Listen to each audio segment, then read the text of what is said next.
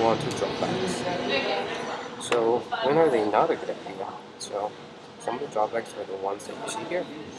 Even though it can be complex to organize the comments as a well-prepared researcher, you have to have a system that will allow you to take that data and make it useful.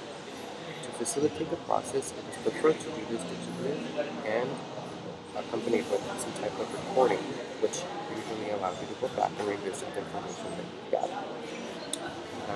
Even with a clear plan, sometimes your group can get off track for a topic, and it is the responsibility of the facilitator to already have strategies in place to politely bring it back. So the research can continue and you can focus on the matter at hand. For example, if someone goes into another topic without allowing others to give their opinion, the facilitator can say, wow, that's definitely an area we need to discuss. But before we do, let's wrap up our previous conversation. Or if the group is taking too long on a question, the facilitator can say, this is a great conversation, but to be respectful of your time, let's move on to the next question. So again, it's important for the facilitator to read and make sure that is able to take the group and continue with the data gathering process.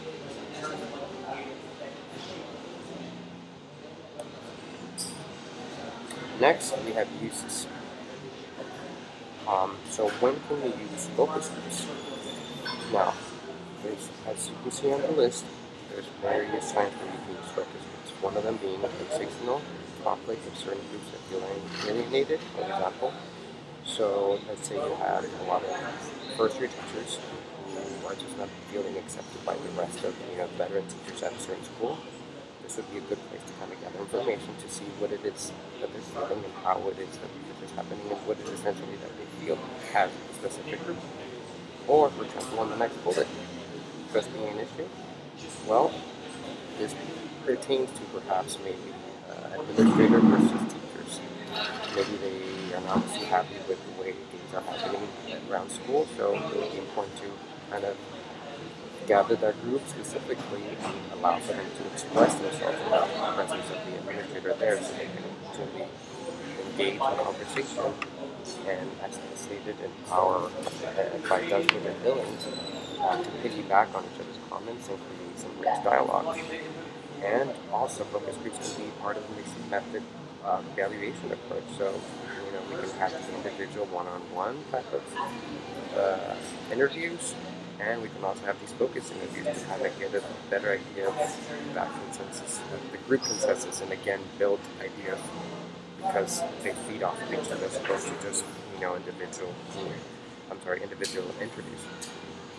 Furthermore, you can do focus groups after a program has been completed or to assess its impact to generate further avenues of research. So, again, get a consensus of whether things are working or not and get an idea based on this group of individuals that are going to give you that information.